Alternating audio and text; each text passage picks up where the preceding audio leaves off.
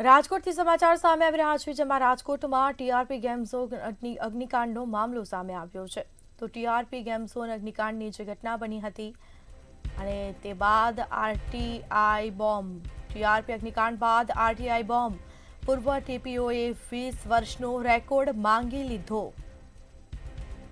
જેમાં suspend TPO સાગઠિયાની આરટીઆઈથી મનપામાં દોડધામ મચી. આરટીઆઈ માંગ ઉપર ટીપી વિભાગમાં ખળભળાટ મચ્યો છે. જૂની ફાઇલો ખોલવામાં આવી છે, ત્યારે ટીઆરપી કેસમાં આરટીઆઈ માહિતીથી નવા ખુલાસાઓ થશે તેવી હાલ આશંકાઓ વ્યક્ત કરવામાં આવી છે. ગેરકાયદે બાંધકામના 20 વર્ષના નોટિસ ડિમોલિશન રેકોર્ડની પણ માંગ કરી.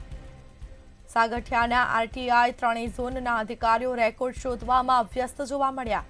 જેમાં મનપાની ટીપી શાખામાં જૂની ફાઇલો ખોલવાની ઉથલપાથલ જોવા મળી છે.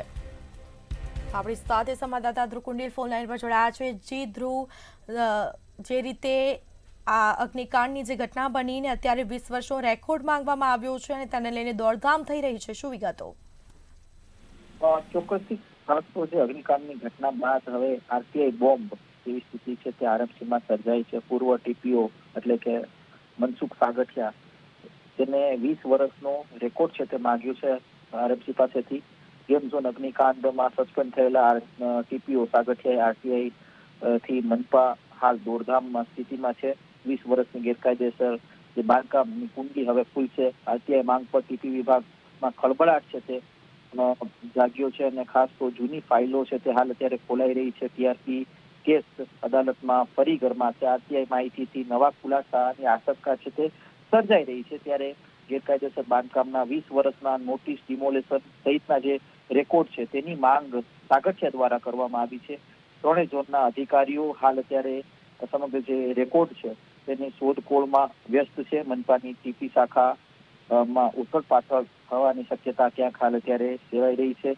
જૂની ફાઇલ ખોદવાની જે સ્થિતિ સર્જાણી છે, ક્યાંક ને ક્યાંક સાગઠિયા જૂના જે બધા પોતાના જે રેકોર્ડ છે તો ફરી એક વખત ક્યાંક ને ક્યાંક આરટીઆઈના માધ્યમથી માંગી રહ્યા છે. ત્યારે ચોક્કસથી કહી શકાય કે હવે આરટીઆઈથી જે જવાબદારીનો મોટો જે ખેલ છે તે ક્યાંક ને ક્યાંક ખુલશે. પૂર્વ ટીપીઓએ જે 2 દાયકાના જે ટીપી રેકોર્ડ જે માંગ્યા છે તેના કારણે હાલ જે ત્રણેય ઝોનના જે અધિકારીઓ છે તેનામાં હલચલ છે તે દેખાઈ રહી છે અને નવા ખુલાસાઓ પણ સામે આવી શકે છે એ પ્રકારની શંકાઓ પણ સેવાઈ રહી છે. જી, જાણકારી આપવા બદલ આપનો આભાર.